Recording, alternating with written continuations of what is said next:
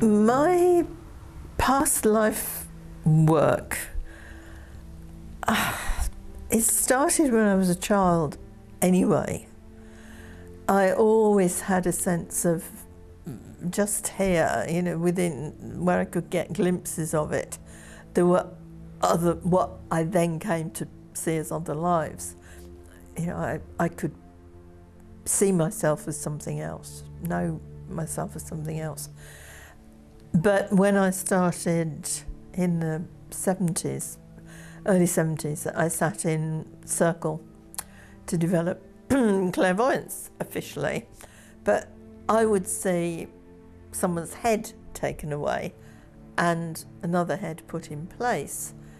And the person who was teaching, who didn't believe in reincarnation, would say, "Oh, you're seeing the guides, dear."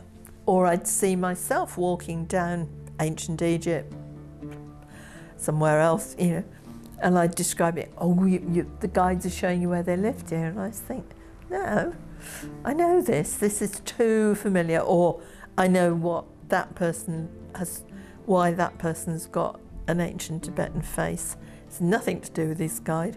He was there. And so we didn't get on terribly well, as you can imagine, because he was very strict on his, there's only one life. And I was so fortunate because I went into the library and a book fell off a shelf and hit me on the head. And it was called A Case for Reincarnation, which I hadn't really heard about up until then. And I went to meet Christine Hartley, who became my mentor teacher. She'd worked with past lives for years. And I was being dropped in all the time into situations where past lives were coming up for people. And when I read a birth chart, which I was doing at the same time, that's what I saw in the birth chart. That's where the crystals came in, because I'd put crystals on the birth chart to heal what I could see, but without really consciously knowing what I was doing. And it was a while before it all sort of went together, and I suddenly realised that here was a map, not just of the present life, but what had happened in the past. And there I was putting crystals on to heal those patterns. And in the same way that if I had somebody there and I was regressing them, because I was doing I was regressing at the College of Psychic Studies then, and doing workshops, I would put crystals on at the same time. So it all sort of came together, and I still do chart readings at a distance, but I still either put a crystal in, or I'll find I've done the chart, I've put a crystal on, something distracts me, then I go back and do the reading.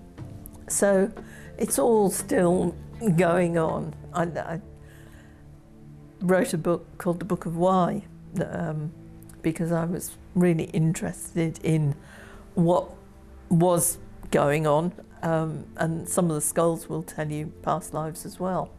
And my feeling is that we can't cart all the past life crap. It's the only word I can find for it. You know, I keep trying to find polite words like toxicity and all of this, but really crap is the word that goes with it. Astrologically speaking, we're shifting ages from Pisces to Aquarius. We're trying to raise vibrations, we're trying to shift into another age, whether you call it ascended masters or what you call it.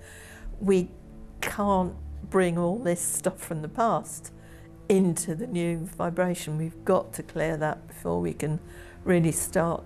And these guys are helping that, crystals are helping that, and regression and astrology can identify what needs to be shifted.